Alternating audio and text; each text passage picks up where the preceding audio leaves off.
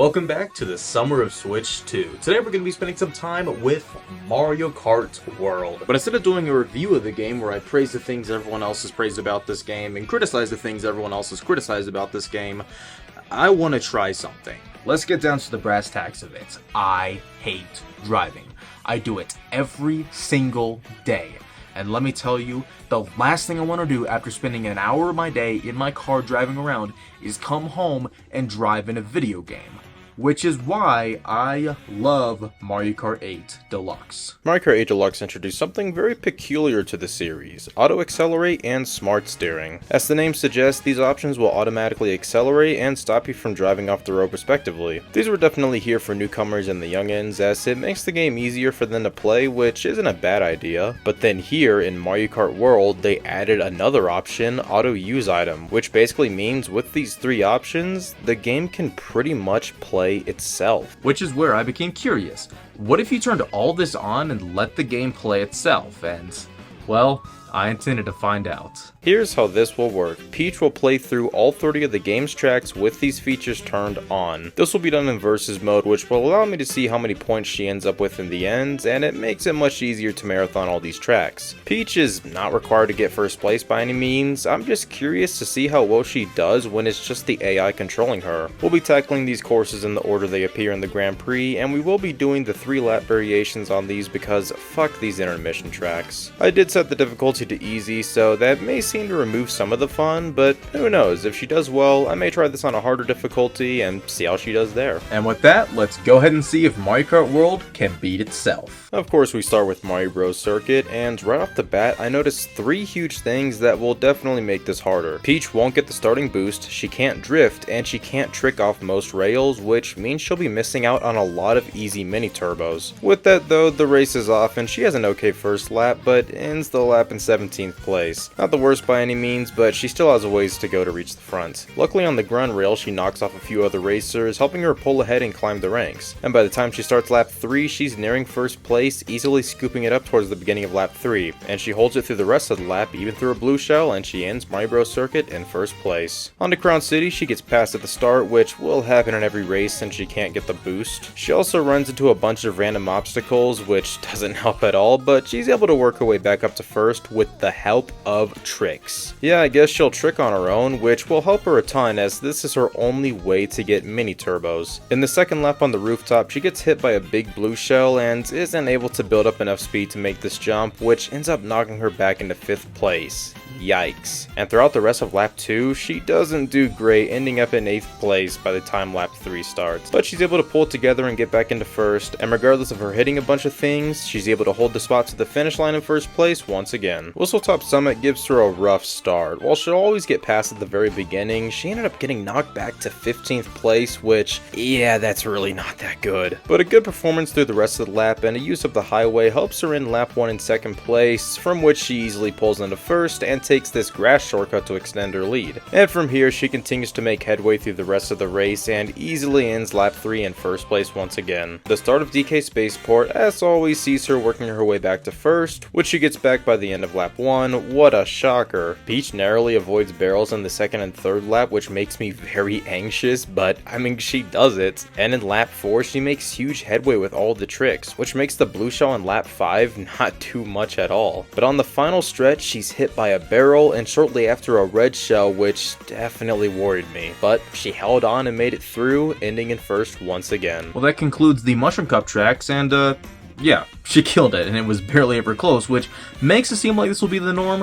However, there are still 26 more courses to go, so it's too early to really be conclusive on anything. Desert Hills is next, and on top of the usual falling behind at the start, Peach tries to make this awful shortcut that ends up landing her in 16th place. My goodness. Throughout the rest of the lap, she does okay and strategically uses some mushrooms, ending the first lap in 7th place, which isn't the worst, but still not first. And she still stagnates in lap 2, ending that in 6th, but she does pull ahead at the start of the 3rd lap. And while a few blunders towards the end almost result in a loss, she's able to pull through and secure first once again. Shy Guy Bazaar, I'm sure this will be very interesting. The first 2 laps have her playing her usual catch up, but once she gets first in lap 2, she pretty much holds onto it for the rest of the race. That's it. That's all. Pretty much nothing happened. I was worried that most races will be like this, but I was immediately proven wrong in the worst way possible. Going into Wario Stadium, I was very optimistic. There are so many trick opportunities here. She should be able to pull ahead so far in this track. Lap 1 is alright, the same as usual. She smoothly dashes around a blue shell, tricky, and she's passed by a frickin' bat. I can't lie, she wasn't doing great. She wasn't passing anyone ahead of her, and as she really neared the end of the race, I realized that I was about to witness her first loss. And, well, she ended in 3rd place. Now, this isn't the end of the world by any means. As I said earlier, she's not required to win every race, but after getting first in the 6 prior races, I was so confident Peach would absolutely squeak every track, but this one proved me wrong. Spirits were definitely lowered, but we kept our chins up through Airship Fortress, and while early on she was still a bit rough running into a mole, she stays in the mids throughout the first 2 laps and snags first near the end of the 2nd lap, which she maintained through the 3rd, ending in 1st. After Wario Stadium, it was good to get first again. Not all hope was lost, it may have just been a fluke. And that concludes the Flower Cup, which of course saw Peach's first loss, and it isn't the biggest deal in the world, especially considering that she got 3rd place in that race, but it goes to show that these victories aren't just going to be handed to her, she's still going to have to actually earn them, which is definitely making me a little nervous going to the rest of the races. DK Pass starts with a bit of trouble, hitting a snowball and ending up back in 10th, and things didn't improve from there for the rest of lap 1 as Peach begins lap 2 in 12th place. Thankfully, with the help of a golden mushroom, she's able to pull ahead into 5th, finishing lap 2 in 6th. Definitely looking better, but still has a ways to go if she wants to get first. But she does manage to pull ahead pretty quickly and holds until a damn blue shell, getting her past right near the end. With that, I felt like it was over with this race, but at the last second, she was able to pull ahead into 1st for a shocking victory. And I gotta say, after this, spirits were pretty high. Starview Peak begins with yet another rough first lap, with Peach ending in 12th. Sucks, but as always, this doesn't mean a whole lot. Until she finishes the 2nd lap in 12th. Now I'm starting to worry. But she gets a golden mushroom, which she uses to pull ahead near 1st, and thanks to a lucky blue shell, she's able to scoop 1st once again. Sky High Sunday. I'm sure a track that's nothing more than an oval will be very eventful. Lap 1 ends in 5th, yay. Lap 2 ends in 2nd, and she quickly pulls ahead into 1st at the beginning of lap 3. She makes good headway and ends in 1st once again. Genuinely one of the most uneventful races, and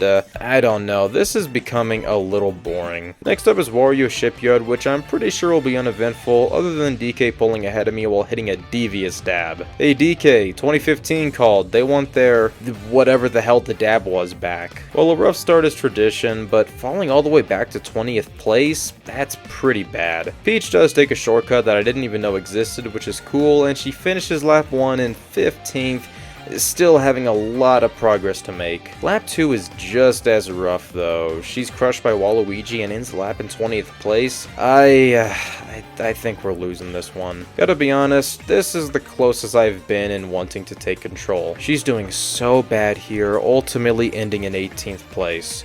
Well, the first 3 tracks were fine, but to see her end that last one in 18th place, that was a pretty rough way to end the Star Cup. At least Koopa Troopa Beach is next. This track is just a circle, so it should be pretty easy and... oh gosh. So here's the fun quirk about smart steering. All it does is prevent you from driving off the road and out of bounds. But for a course like this where the bounds are all the way out here, it won't turn her until she reaches the edge. Meaning that regular racers will be driving this, while Peach will be driving this. Obviously this throws her in a distant last place, and yeah. Yikes. By lap 4 she's getting lapped and she's not even getting items, so it's just so slow. This was an obvious last place and it was pretty rough, especially considering that this was coming off of her loss in Wario Shipyard. Well, next is Faraway Oasis, and considering she started in last place, her finishing lap 1 in 16th isn't the worst. In lap 2 she pulls up as far as 4th and finishes the lap near the front, and throughout lap 3 she fights for 1st and is able to secure it once again. This was definitely good good to see considering how poorly she's done in the last 2 races. Peach Stadium begins with Peach hanging around the upper places as usual, securing first place and continuing to hold it through the following 2 laps. This was an incredibly uneventful race, but was refreshing after the back-to-back losses. And that concludes the Shell Cup, as one of the tracks in it is Crown City, and we've already done that.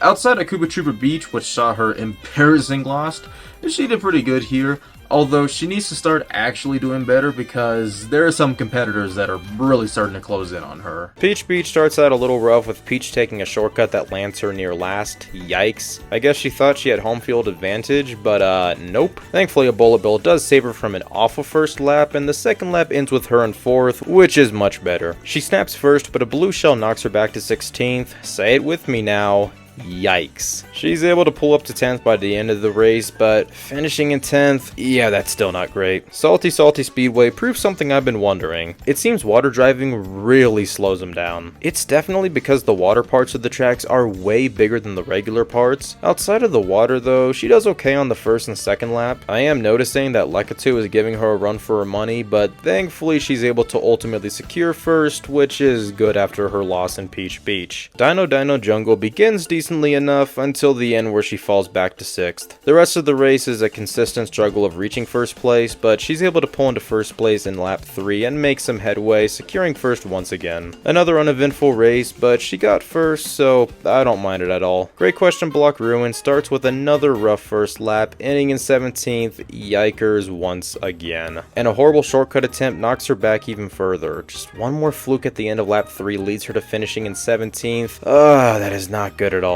So the Banana Cup was a mixed bag. 2 wins, 2 losses. Not the best, not the worst.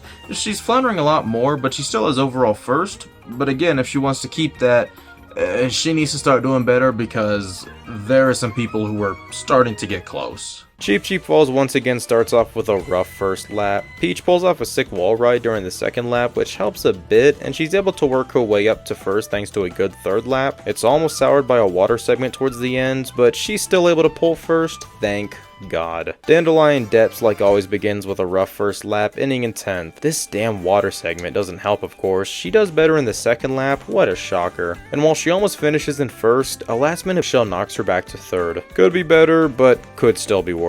Boost Cinema begins with a much better first lap than usual, ending in 1st. Same goes for the second lap too. Even a blue shell ends up not hurting her. She makes good headway, ending in 1st, which is good to see. Not like I expected less from Boost Cinema, but it was still just reassuring.